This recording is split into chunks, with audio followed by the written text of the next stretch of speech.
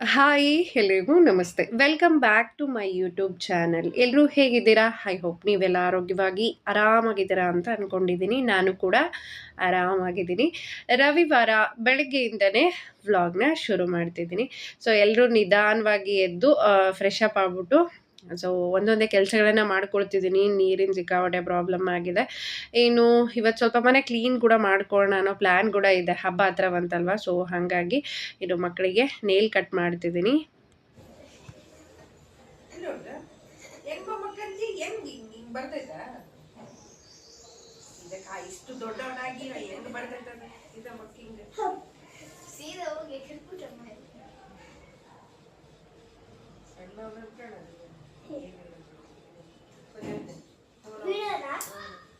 Hi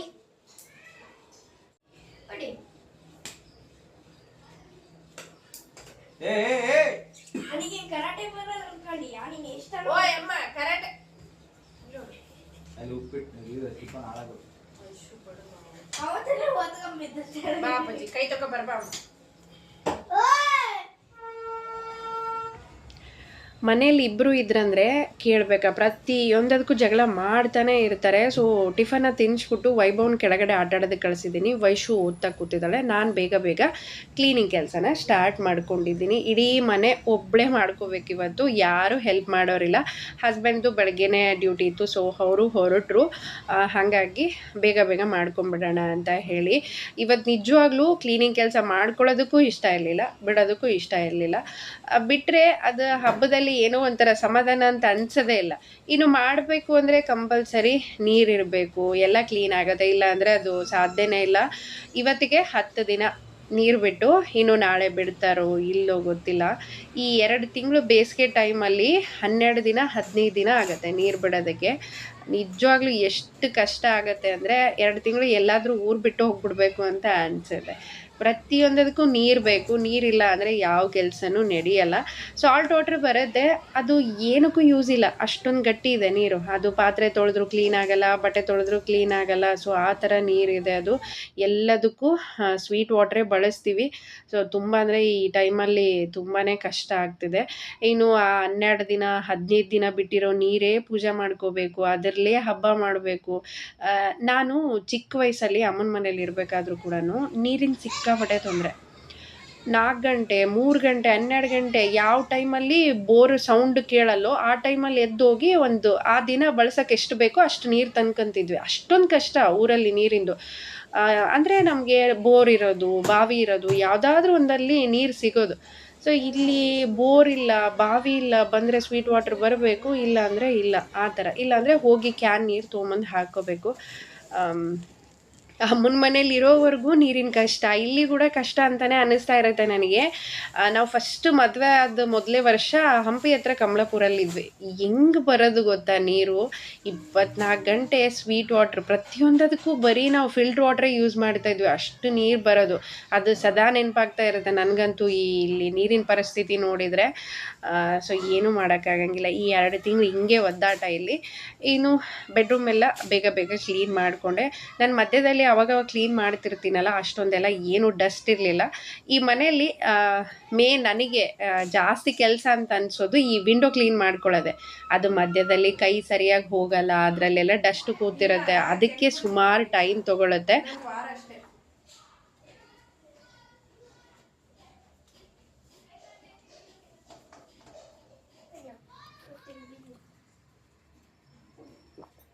dairy use ಆಯ್ತಾ? ಅದೇನದು dictionary ಬಾಕ್ಸಾಗ ಇವಾಗೆಲ್ಲ ಅರೇಂಜ್ ಮಾಡಿಲ್ಲ ರೀ ನೀಟಾಗಿ, ಅದಕ್ಕೆ ಅಲ್ಲಿ ಇಟ್ಟಿನಿ. ಎಕ್ಸಾಮಿಗೆ ಕೂಡ ಬೇಕೇನಲ್ಲ? ಇಂಗ್ಲೀಷ್ ಎಕ್ಸಾಮಿಗೆ ಬೇಕು. ಇವಾಗ ಇದ್ರಾಗ ಅರೇಂಜ್ ಮಾಡಿದ್ರೆ ಅವೆಲ್ಲ ಹಳೆ ಬುಕ್ಕು ನೋಡೋ ಪೇಜಸ್ ಇದ್ರೆ ಪ್ರಾಕ್ಟೀಸಿಗೆ ಇರ್ತೈತೆ, ಇಲ್ಲಾಂದರೆ ಆಯಿತು. ನೀವು ಒಬ್ಬರೇ ಮಾಡ್ತಿದ್ದೀರಲ್ಲಮ್ಮ, ನಿಮ್ಗೆ ಸ್ವಲ್ಪ ಹೆಲ್ಪ್ ಮಾಡ್ತೀನಿ ಅಂತ ಹೇಳ್ಬಿಟ್ಟು ವೈಶು ನನಗೆ ಹೆಲ್ಪ್ ಮಾಡ್ತಿದ್ದಾಳೆ.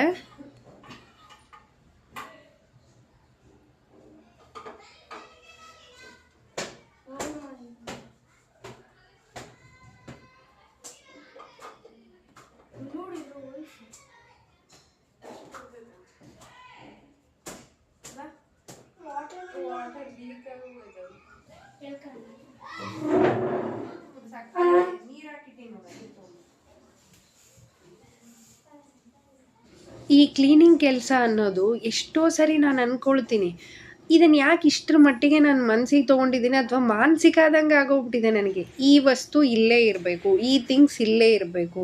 ಏನು ಆ ಪಾಠಗಳನ್ನಂತೂ ಸುಮಾರು ಜನ ಕಾಮೆಂಟ್ ಮಾಡಿ ಕೇಳ್ತಿರ್ತೀರ. ಹಸ್ಬೆಂಡ್ ಮಧ್ಯೆ ನನ್ನ ಮಧ್ಯೆ ಫೈಟ್ ಆಗೋದೇ ಅದಕ್ಕೋಸ್ಕರ. ಒಂದು ದಿನ ಆ ಜಾಗದಲ್ಲಿ ಇತ್ತು ಅಂದರೆ ನೆಕ್ಸ್ಟ್ ಡೇ ಆ ಜಾಗದಲ್ಲಿ ಇರಲ್ಲ. ಅದು ನಾನು ಚೇಂಜ್ ಮಾಡಿಬಿಟ್ಟಿರ್ತೀನಿ. ಸೊ ದೊಡ್ಡ ದೊಡ್ಡ ಹಬ್ಬಗಳು ಬರುತ್ತಲ್ಲ, ಆ ಟೈಮಲ್ಲಿ ಮಾತ್ರ ಮನೆ ಕ್ಲೀನ್ ಮಾಡಿ. ಈ ಅಮಾವಾಸ್ಯೆಗೆ ಹುಣ್ಣಿಮೆಗೆ ನಂತರ ಕ್ಲೀನ್ ಮಾಡೋಕ್ಕೆ ಹೋಗಬೇಡಿ. ನಾವು ಮೆತ್ತಗಾಗಿ ಹೋಗ್ಬಿಡ್ತೀವಿ. ನನಗೆ ಗೊತ್ತಿದೆ ನನಗೆ ಮೆತ್ತಗಾಗ್ತಿದ್ದೀನಿ, ಇದರಿಂದ ನನಗೆ ಕಷ್ಟ ಆಗ್ತಿದೆ. ಸೊ ನನಗೆ ಹುಷಾರಿಲ್ಲ ಅಂದರೆ ಇಲ್ಲಿ ಯಾರು ಬಂದು ಅದನ್ನು ತೊಗೊಳಕ್ಕಾಗಲ್ಲ, ನಾವೇ ಅನುಭವಿಸ್ಬೇಕು ಅಂತ ಹೇಳಿ. ಆದರೂ ಅದು ಬಹಳ ನಾನು ಡೀಪಾಗಿ ಹೋಗ್ಬಿಟ್ಟಿದೆ. ಒಂದು ದಿನ ನಾನು ಮಾಡಬಾರ್ದು ಅಂತ ಬಿಟ್ಟಿರ್ತೀನ, ನೆಕ್ಸ್ಟ್ ಡೇ ಏನು ಮಾಡ್ತೀನಿ ಅಂದರೆ ಫಸ್ಟ್ಲಿಂದ ಸ್ಟಾರ್ಟ್ ಮಾಡ್ತೀನಿ. ಅದು ಎಷ್ಟು ಸಾರಿ ನಾನು ಬಿಡಬೇಕು ಅಂತ ಅಂದ್ಕೊಂಡ್ರೂ ಕೂಡ ಆಗಿಲ್ಲ. ಸೊ ಅತಿಯಾಗಿ ಯಾವುದನ್ನು ತೊಗೊಳಕ್ಕೆ ಹೋಗಬೇಡಿ. ನೀವೇ ಬಿಡ್ತಿಲ್ಲ, ಇನ್ನೊಬ್ರಿಗೆ ಹೇಳ್ತಿದ್ದೀರಾ ಅಂತ ನಿಮ್ಗೆ ಅನ್ನಿಸ್ಬೋದು. ಬಟ್ ನಾನು ಪಡ್ತಿದ್ದೀನಲ್ಲ, ಆ ಕಷ್ಟ ನಿಮಗೆ ಬರಬಾರ್ದು ಅಂತ ಹೇಳ್ತಿದ್ದೀನಿ.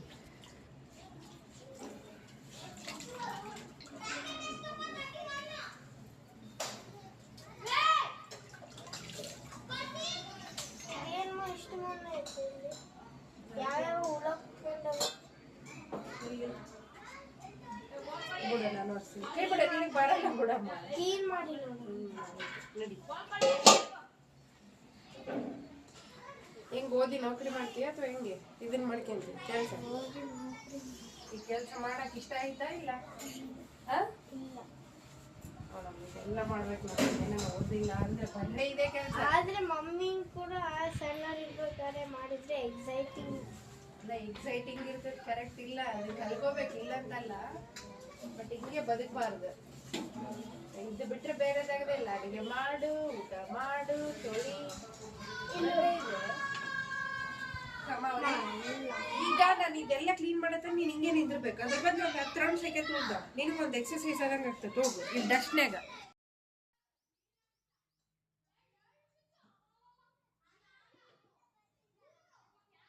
ಅವಳಿಗೇನೋ ಇವತ್ತು ನಾನು ಒಬ್ಬಳೇ ಕೆಲಸ ಮಾಡ್ತಿದ್ದೀನಲ್ಲ, ಸಣ್ಣ ಪುಟ್ಟ ಹೆಲ್ಪ್ ಆದರೂ ಮಾಡೋಣ ಅನ್ನೋದಿದೆ ನನಗೆ. ಇವಾಗ ಎಕ್ಸಾಮ್ ಸ್ಟಾರ್ಟ್ ಆಗುತ್ತೆ. ಈ ಟೈಮಲ್ಲಿ ಕೆಮ್ಮಾಯಿತು, ನೆಗಡಿ ಆಯಿತು, ಡಸ್ಟಿಂದ ಯಾಕೆ ಅಂತ ನಾವು ಮಾಡೋ ಕೆಲಸಗಳು ಮಕ್ಕಳಿಗೆ ಕಲಿಸ್ಬೇಕು, ಇಲ್ಲ ಅಂತಲ್ಲ. ಬಟ್ ಇಂಥ ಟೈಮಲ್ಲಿ ಯಾಕೆ ಸುಮ್ಮನೆ ಅವಳಿಗೆ ಅಂತ ಹೇಳಿ ಕೆಳಗಡೆ ಒಂದು ಸ್ವಲ್ಪ ಹೊತ್ತು ಆಟ ಆಡಿ ಬರಲಿ ಅಂತ ಹೇಳಿ ಕಳಿಸಿದ್ದೀನಿ. ಸೊ ಇದು ಕೂಡ ಅಷ್ಟೇ ಕಂಪ್ಲೀಟಾಗಿ ಎಲ್ಲ ಪಾಟು ಒಂದೊಂದೇ ಕೆಳಗಿಟ್ಬಿಟ್ಟು ಅಷ್ಟು ಒರೆಸ್ಕೊಂಡು ಬಂದಿದ್ದಾಯಿತು. ನಾನು ಈ ಪಾಟಿಂದ ಏನಿದೆ ಅಲ್ಲ, ಕ್ಲೀನ್ ಮಾಡೋ ಟೈಮಲ್ಲಿ ನನ್ನ ತಮ್ಮನ ಕರ್ಕೊಳ್ತಿದ್ದೆ. ಅದು ಏನಾಗಿದೆ ಅಂತ ಗೊತ್ತಿಲ್ಲ ನನಗೆ. ಈ ಸರಿ ಕರೆದಾಗ ಅವ್ನು ನಾನು ಬರಲ್ಲ ಅಂತಲೇ ಹೇಳ್ದೆ. ಸೊ ಬರಲ್ಲ ಅಂದಮೇಲೆ ನಾನು ಒತ್ತಾಯ ಮಾಡಿ ಕರಿಯೋಕ್ಕಂತೂ ಹೋಗಲ್ಲ. ಯಾಕಂದರೆ ಎಲ್ಲ ಟೈಮಲ್ಲಿ ಎಲ್ಲರೂ ಬಂದು ಹೆಲ್ಪ್ ಮಾಡ್ತಾರೆ ಅನ್ನೋದು ಸುಳ್ಳು. ನಮ್ಮ ಕೆಲಸಗಳನ್ನು ನಾವೇ ಮಾಡ್ಕೋಬೇಕು. ಮಾಡ್ತೀವಿ ಅನ್ನೋ ಒಂದು ಸ್ಟ್ರಾಂಗ್ ಮೈಂಡ್ ಸೆಟ್ ನಮಗಿರಲೇಬೇಕು. ಅದು ಏನು ಪ್ರಾಬ್ಲಮ್ ಆಗಿದೆನೋ ಗೊತ್ತಿಲ್ಲ, ಬರೋಕ್ಕಾಗಲ್ಲ ಅಂತ ಹೇಳ್ದೆ. ಅದಾದಮೇಲೆ ಕ್ಲೀನಿಂಗ್ ವಿಡಿಯೋ ಹಾಕಿದಾಗ ಕೂಡ ಇದನ್ನು ಡಿಲೀಟ್ ಮಾಡಿ ಅಂತಲೇ ಹೇಳ್ದೆ ಅವನು. ಸೊ ಗೊತ್ತಿಲ್ಲ ಅದು ಎದಕ್ಕೆ ಅಂತ ಹೇಳಿ ನಾನು ಆ ಕ್ಲೀನಿಂಗ್ ವಿಡಿಯೋ ಕೂಡ ಡಿಲೀಟ್ ಮಾಡಿದೆ. ಇನ್ಮೇಲಂತೂ ಈ ಪಾಠಗಳ ಕೆಲಸ ಏನಿದೆಲ್ಲ ಇದನ್ನು ನಾನೇ ಮಾಡ್ಕೋಬೇಕು. ಹಸ್ಬೆಂಡ್ ಇದ್ದರೆ ಒಂದು ಸ್ವಲ್ಪ ಹೆಲ್ಪ್ ಆಗುತ್ತೆ, ಇಲ್ಲದೇ ಇದ್ದಾಗಂತೂ ಕಂಪಲ್ಸರಿ ನಾನೇ ಮಾಡ್ಕೋಬೇಕು.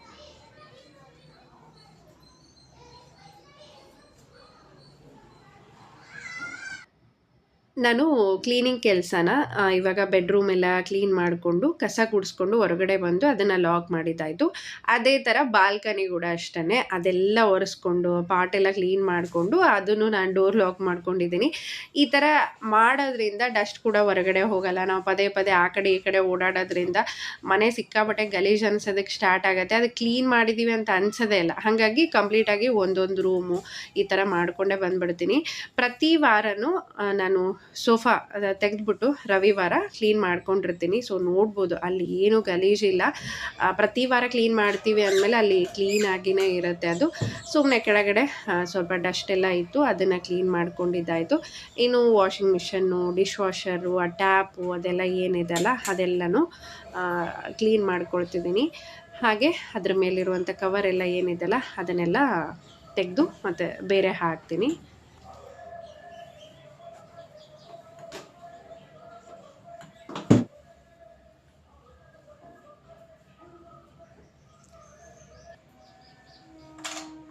ನಾನು ಫ್ರಿಜ್ ಆಯಿತು, ಡಿಶ್ ವಾಷರು, ಆಮೇಲೆ ವಾಷಿಂಗ್ ಮಿಷನ್ ಏನಿದೆ ಇದೆಲ್ಲದ್ರ ಮೇಲೂ ಒಂದು ಕಾಟನ್ ಬಟ್ಟೆನ ಹಾಕಿರ್ತೀನಿ. ನೋಡೋದಕ್ಕೂ ನೀಟಾಗಿ ಕಾಣಿಸುತ್ತೆ, ಹಾಗೆ ಅವೆಲ್ಲ ತುಂಬ ಕ್ಲೀನಾಗಿರ್ತವೆ ಅಂತ ಹೇಳಿ, ಡಸ್ಟ್ ಎಲ್ಲ ಏನು ಬೀಳಲ್ಲ ಅಂತ ಹೇಳಿ. ಇನ್ನು ಈ ರೂಮ್ ಕೂಡ ಕ್ಲೀನ್ ಮಾಡ್ಕೊಂಡಿದ್ದಾಯಿತು, ವಿಂಡೋ ಕೂಡ ಕ್ಲೀನ್ ಮಾಡ್ಕೊಂಡಿದ್ದೀನಿ. ಸೊ ಸ್ವಲ್ಪ ಕಸ ಎಲ್ಲ ಗೂಡಿಸ್ಕೊಂಡು ದಿವಾನ್ ಕವರ್ ಏನಿದೆಯಲ್ಲ ಅದನ್ನು ಚೇಂಜ್ ಮಾಡ್ಕೊಳ್ತೀನಿ.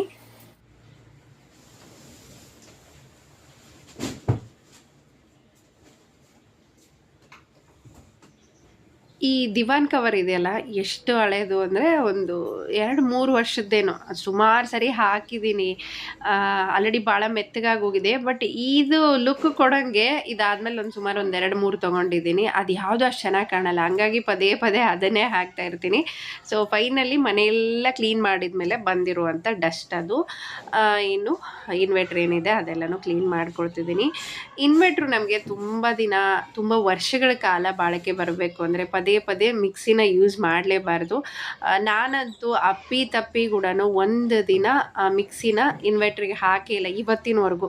ಸೊ ಮೊದಲು ಒಂದು 8 ವರ್ಷ ಬಂತು, ಅದಾದಮೇಲೆ ಬ್ಯಾಟ್ರಿ ನೀರು ಪ್ರಾಬ್ಲಮ್ ಏನೋ ಆಗಿ ಅದು ಹೋಯಿತು. ಅದಾದಮೇಲೆ ಇದನ್ನು ತೊಗೊಂಡಿದ್ದು. ಇದು ಕೂಡ ಅಷ್ಟೇ ಆಲ್ರೆಡಿ 2 ವರ್ಷ ಆಗ್ತಾ ಬಂತೇನೋ ಅಂತ ಅಂದ್ಕೊಳ್ತೀನಿ. ಇನ್ನು ಸೋಫಾ ಏನಾದರೂ ಗಲೀಜಾಗಿದೆ, ಡಸ್ಟ್ ಕಾಣ್ತಿದೆ ಅಂದರೆ ಒಂದು ಕಾಟನ್ ಬಟ್ಟೆನ ಚೆನ್ನಾಗಿ ತೋರಿಸಿ ಈ ಲಿಡ್ ಇರುತ್ತಲ್ಲ ಅದ್ರ ಮಧ್ಯದಲ್ಲಿಟ್ಟು ಈ ಥರ ಕ್ಲೀನ್ ಮಾಡೋದ್ರಿಂದ ತುಂಬ ಚೆನ್ನಾಗಿ ಕ್ಲೀನ್ ಆಗುತ್ತೆ. ಸೋಫಾ ಕ್ಲೀನ್ ಮಾಡಿದರೆ ನಾನು ಯಾವಾಗಲೂ ಇದೇ ಥರನೇ ಮಾಡ್ತೀನಿ.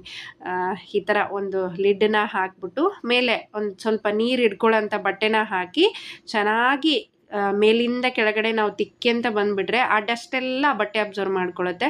ಕ್ಲೀನಾಗಿ ಸ್ವಲ್ಪ ಕೂಡ ಖರ್ಚಿಲ್ದೇ ಸೋಫಾ ಕ್ಲೀನಾಗಿ ಹೋಗ್ಬಿಡುತ್ತೆ. ನೋಡ್ಬೋದು ಎಷ್ಟು ಚೆನ್ನಾಗಿ ಕ್ಲೀನಾಗಿದೆ. ಇದಿವಾಗ ಒಂದು ಸ್ವಲ್ಪ ಫ್ಯಾನ್ ಹಾಕ್ಬಿಟ್ರೆ ಕಂಪ್ಲೀಟಾಗಿ ಆರೋಗುತ್ತೆ. ಆಮೇಲೆ ನಾವು ಕವರ್ನೆಲ್ಲ ಹಾಕ್ಕೋಬೋದು. ಹಾಗೆ ಹೊರಗಡೆ ಕ್ಲೀನ್ ಕೂಡ ಮಾಡ್ಕೊಳ್ತಿದ್ದೀನಿ. ಇದು ಜಾಸ್ತಿನೇ ಆಗಿರುತ್ತೆ ಗಾಳಿ ಇರೋದ್ರಿಂದ, ಆಮೇಲೆ ಲೈಟ್ ಒಳಗಡೆ ಸ್ವಲ್ಪ ಜಾಸ್ತಿನೇ ಡಸ್ಟ್ ಆಗಿತ್ತು. ಇನ್ನು ಇದು ಕೂಡ ಅಷ್ಟೇ ಬೇಗ ಮುಗಿಸ್ಕೊಳ್ತೀನಿ. ಒಬ್ಬರೇ ಮಾಡಿದಾಗ ನಿಜವಾಗ್ಲೂ ಸುಸ್ತು ಅನ್ಸೋದಕ್ಕೆ ಸ್ಟಾರ್ಟ್ ಆಗಿ ಹೋಗ್ಬಿಡುತ್ತೆ. ಎಷ್ಟೇ ಆ್ಯಕ್ಟಿವ್ ಆಗಿ ಇನ್ನೊಂದು ಸ್ವಲ್ಪ ಇದೆಯಲ್ಲ ಅಂತ ಮಾಡ್ಕೋಬೋದು. ಬಟ್ ಆಮೇಲೆ ಮಲ್ಕೊಂಡ್ರೆ ಹೇಳೋದೇ ಇಲ್ಲ, ಹಂಗಾಗೋಗುತ್ತೆ ಪರಿಸ್ಥಿತಿ. ಇನ್ನು ಗಿಡಗಳನ್ನೆಲ್ಲ ಸ್ವಲ್ಪ ಪಾಟ್ನೆಲ್ಲ ಮುಂದಕ್ಕೆಲ್ಲ ಸರಿಸ್ಕೊಂಡು ಅದ್ರ ಮಧ್ಯದಲ್ಲಿರುವಂಥ ಡಸ್ಟ್ ಎಲ್ಲ ಕ್ಲೀನ್ ಮಾಡ್ಕೊಳ್ತಿದ್ದೀನಿ. ನೀವು ಮನೆ ಕ್ಲೀನ್ ಮಾಡೋಕ್ಕೆ ಅಂತ ನಿಂತ್ಕೊಂಡಾಗ ಆ ಕೆಲಸಗಳು ಎಲ್ಲಿಂದ ಬರುತ್ತೋ ಬರ್ತಾನೆ ಇರುತ್ತೆ. ಇದನ್ನು ಮಾಡ್ಕೋಣ, ಇದನ್ನು ಮಾಡ್ಕೋಣ ಅನ್ನೋದು ಸಿಗುತ್ತೆ. ಮುಗೀತು ಅಂತ ಹೇಳಂಗೆ ಇಲ್ಲ. ಇವತ್ತಿಡೀ ದಿನ ಈ ಕೆಲಸ ಮಾಡ್ಕೊಂಡಿರ್ತೀನ, ನಾಳೆ ಇಡೀ ದಿನ ಬರೀ ಬಟ್ಟೆ ತೊಳೆಯೋದೇ ಆಗುತ್ತೆ. ಇವೆಲ್ಲ ಸೋಫಾ ಕವರು, ದಿವಾನ್ cover, fridge cover, washing machine cover ಇವೆಲ್ಲ ಹಾಕಿರ್ತೀವ, ಇವೆಲ್ಲ ನಾಳೆ ನೀರು ಬಂತು ಅಂದರೆ ಇಡೀ ದಿನ ಬರೀ ಬಟ್ಟೆ ತೊಳೆಯೋದು, ಒಣಗಾಕೋದು. ಸಾಧ್ಯ ಆದರೆ ಮಾಡಿಸೋದು, ಇಲ್ಲ ಅಂದರೆ ಮತ್ತೆ ಅದು ನೆಕ್ಸ್ಟ್ ಡೇಗೆ ಹೋಗುತ್ತೆ. ಇನ್ನು ಫ್ರಿಜ್ ಕವರ್ ಕೂಡ ಹಾಕ್ತಿದ್ದೀನಿ. ಮಧ್ಯದಲ್ಲಿ ಅಪ್ಪನ ಫೋನ್ ಬಂತು, ಸೊ ಮಾತಾಡ್ತಾನೆ ಕೆಲಸ ಮುಗಿಸ್ಕೊಂಬಿಡೋಣ ಅಂತ ಹೇಳಿ ಎಷ್ಟೋ ಸಾರಿ ಮಾಡೋದು ಸ್ವಲ್ಪ ಲೇಟ್ ಆದರೆ ಯಾಕೆ ಇವತ್ತು ಕಾಲೇ ಮಾಡಿಲ್ಲ ಅಂತ ನಾನು ಅವ್ರನ್ನ ಕೇಳ್ತಾನೆ ಇರ್ತೀನಿ. ಸೊ ಇವತ್ತು ಅದೇ ಕ್ವಶನ್ ನನಗೆ ಅಪ್ಪ ಕೇಳ್ತಾಯಿದ್ರು. ಯಾವಾಗಾದರೂ ನಾವು ಸ್ವಲ್ಪ ಲೇಟಾಗಿ ಕಾಲ್ ಮಾಡಿದರೆ ಯಾಕೆ ಮಾಡಿಲ್ಲ, ನೆನಪಾಗಿಲ್ಲೇನು ಅಂತ ಕೇಳ್ತೀಯಮ್ಮ. ನಾನು ಬೆಳಗ್ಗೆನೇ ಮಾಡೀನಿ, ಇಷ್ಟೊತ್ತಿನವರೆಗೂ ನೀನು ಒಳ್ಳೆ ಕಾಲ್ ಮಾಡಿಲ್ಲಲ್ಲ ಅಂತ ಹೇಳಿ. ಸೊ ಕೆಲಸ ಮಾಡ್ತಿದ್ದೆ ಅಂದಾಗ ಅವ್ರ ಪಕ್ಕ ನನಗೆ ಹೇಳೋದು ಒಂದೇ, ನಿಂಗೆ ಇದು ಬಿಟ್ಟರೆ ಬರೀ ಏನು ಕೆಲಸ ಇಲ್ಲ ಅಂತ ಹೇಳಿ. ಏನು ಇನ್ವೆಟ್ರಿಗೆಲ್ಲ ನ್ಯಾಪ್ಕಿನ್ ಹಾಕಿ ಕೆಳಗಡೆ ಒಂದು ಮ್ಯಾಟನ್ನು ಹಾಕಿದ್ದೀನಿ. ಸೊ ಕಂಪ್ಲೀಟಾಗಿ ಸೋಫಾ ಎಲ್ಲ ಒಣಗಿದೆ. ಇವಾಗ ನಾನು ಇದಕ್ಕೆ ಒಂದು ಕವರ್ನ ಹಾಕ್ಕೊಂಡು ಕುಷನ್ ಕವರ್ನ ಹಾಕ್ಕೊಳ್ತಿದ್ದೀನಿ. ಹಬ್ಬ ಅಂದ ತಕ್ಷಣ ಮನೆ ತುಂಬ ಕ್ಲೀನಾಗಿರಬೇಕು, ನೀಟಾಗಿ ರೆಡಿ ಮಾಡ್ಕೋಬೇಕು ಅನ್ನೋದು ನಿಜವಾಗ್ಲೂ ಅದು ತುಂಬ ಖುಷಿ ಇರುತ್ತೆ. ಹಬ್ಬದ ಟೈಮಲ್ಲಿ ಮನೇನ ಈ ಥರ ಎಲ್ಲ ನೀಟಾಗಿ ರೆಡಿ ಮಾಡಿಕೊಂಡಾಗ ಒಂಥರ ಹಬ್ಬ ಮಾಡೋದಕ್ಕೆ ಖುಷಿ ಅಂತಲೇ ಹೇಳ್ಬೋದು. ಸೊ ಫೈನಲ್ ಆಗಿ ಸೋಫಾ ಈ ಥರ ಕಾಣ್ತಿದೆ. ಖಂಡಿತ ಸೋಫಾ ಏನಾದರೂ ಗಲೀಜಾಗಿದೆ ಅಂದರೆ, ಬಟ್ಟೆ ಸೋಫಾ, ಲೆದರ್ ಸೋಫಾ ಯೂಸ್ ಮಾಡ್ತಿದ್ದೀರಾ ಅಂದರೆ ಆ ಥರ ಮಾಡಿ ನೋಡಿ, ಕಂಪ್ಲೀಟಾಗಿ ಅದು ಕ್ಲೀನಾಗಿ ಹೋಗ್ಬಿಡುತ್ತೆ. ಸೊ ಮನೆಗೆ ಬಂದವರಂತೂ ಸುಮಾರು ಸರಿ ಹೇಳ್ತಾನೆ ಇರ್ತಾರೆ. ರೀಸೆಂಟಾಗಿ ಕೂಡ ಹಸ್ಬೆಂಡ್ ಫ್ರೆಂಡ್ ಬಂದಿದ್ರು, ತುಂಬ ಚೆನ್ನಾಗಿ ಮನೆ ಇಟ್ಕೊಂಡಿದ್ದೀರಾ ನೀವಂತಲೇ ಹೇಳ್ತಾ ಇದ್ರು. ಇನ್ನು ಕ್ಲೀನಿಂಗ್ ಕೆಲಸ ಮುಗಿಸ್ಕೊಳ್ಳೋಷ್ಟೊತ್ತಿಗೆ ಸಾಯಂಕಾಲನೇ ಆಗೋಯ್ತು. ಸೊ ಫೈನಲ್ ಆಗಿ ಈ ಥರ ಮನೆ ಕಾಣ್ತಿದೆ. ಮ್ಯಾಟ್ ಎಲ್ಲ ಏನೂ ಹಾಕಿಲ್ಲ ನಾನು. ನೋಡೋಣ ನಾಳೆ ಎಲ್ಲ ಸ್ವಲ್ಪ ತೊಳ್ಕೊಂಡು ಆಮೇಲೆ ಹಾಕೋಣ ಅಂತ ಹೇಳಿ. ಸೊ ಇವತ್ತಿನ ಈ ವಿಡಿಯೋ ನಿಮಗೆಲ್ಲ ಇಷ್ಟ ಆಗಿದೆ ಅಂತಲೇ ಅಂದ್ಕೊಳ್ತೀನಿ. ಸೊ ಇದರಲ್ಲಿ ನೀವು ನೋಡಿ ತಿಳ್ಕೊಳ್ಳೋದು ಏನೂ ಇಲ್ಲ. ಸೊ ನನ್ನ ರೊಟೀನು, ನಾನು ಯಾವ ಥರ ಕೆಲಸ ಮಾಡ್ತೀನಿ ಅನ್ನೋದನ್ನು ನಿಮ್ಮ ಜೊತೆ ಶೇರ್ ಮಾಡ್ಕೊಳ್ತಿದ್ದೀನಿ ಅಷ್ಟೇ. ಸೊ ಖಂಡಿತ ನಿಮಗೇನಾದರೂ ಇಷ್ಟ ಆಗಿದ್ದರೆ, ಯಾರ್ಯಾರೆಲ್ಲ ನನ್ನ ಚಾನಲ್ನ ಇನ್ನೂ ಸಬ್ಸ್ಕ್ರೈಬ್ ಮಾಡದೆ ನೋಡ್ತಾ ಇದ್ದರೆ ಖಂಡಿತ ಸಬ್ಸ್ಕ್ರೈಬ್ ಮಾಡಿ ಸಪೋರ್ಟ್ ಮಾಡಿ ಅಂತಲೇ ಕೇಳ್ಕೊಳ್ತೀನಿ. ಹಾಗೆ ನಿಮ್ಮ ಒಂದು ಕಾಮೆಂಟ್ ಏನಿದೆ ಅಲ್ಲ, ನನಗೆ ನೆಕ್ಸ್ಟ್ ವಿಡಿಯೋ ಮಾಡೋದಕ್ಕೆ ಒಂದು ಪ್ರೋತ್ಸಾಹ. So please subscribe and support ಅಂತಲೇ ಕೇಳ್ಕೊಳ್ತೀನಿ. ಮತ್ತೆ ಸಿಗೋಣ ಮುಂದಿನ ಬ್ಲಾಗಲ್ಲಿ.